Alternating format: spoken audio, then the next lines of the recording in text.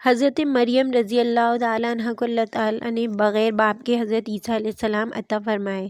اس بات کو لوگوں کے سامنے پیش کیا جائے گا تو لوگ کیا کہیں گے؟ یہ بھی ایک مشکل کام تھا۔ وہ خاتون پاک باز عورت جس نے اپنی زندگی کے سارے اوقات اللہ کے گھر یعنی مسجد میں گزارے، جس کے ماں باپ پاک، خاندان پاک تھا، اس خاتون کو جب بغیر باپ کے بچہ لے کر جانا ہے تو اس وقت کیا سچویشن ہوگی؟ حضرت مریم کی گود میں حضرت عیسیٰ علیہ السلام تشریف لے آئے تو آپ کو حکم ہوا کہ آپ نے بولنا نہیں ہے، یعنی آپ نے خاموش رہنا ہے، کسی سے بات نہیں کرنی ہے۔ اب بچہ قوم کے سامنے، قوم بڑے سخت نظروں سے آپ کو دیکھتی ہے اور بڑے ہی سخت جملے آپ کے لیے کہتی ہے کہ آپ کا خاندان نیک، آپ نیک۔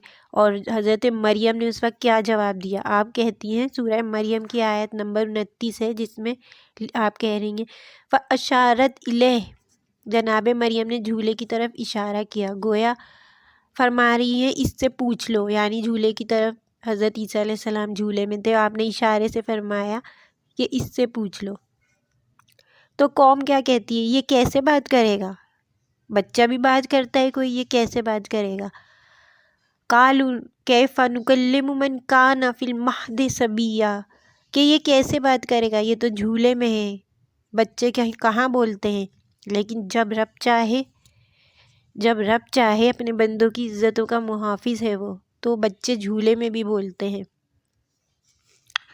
انہوں نے دیکھا، بچے کی طرف اشارہ کیا اور کہا کہ اس سے پوچھ لیں۔ اشارے سے کہا، منہ سے نہیں بولا لیکن اشارے سے کہا کہ اس سے پوچھ لیں، اور وہ خاموش تھی۔ حضرت عیسیٰ علیہ السلام جھولے میں سے بولے، سیدھے ہاتھ کے اشارے کر کے آپ جھولے میں سے بولے، قال انی عبد اللہ، لوگوں سنو، میں اللہ کا بندہ ہوں، اتانی الکتابہ، مجھے کتاب دی گئی ہے اور رب نے مجھے نبی بنا کر بھیجا ہے۔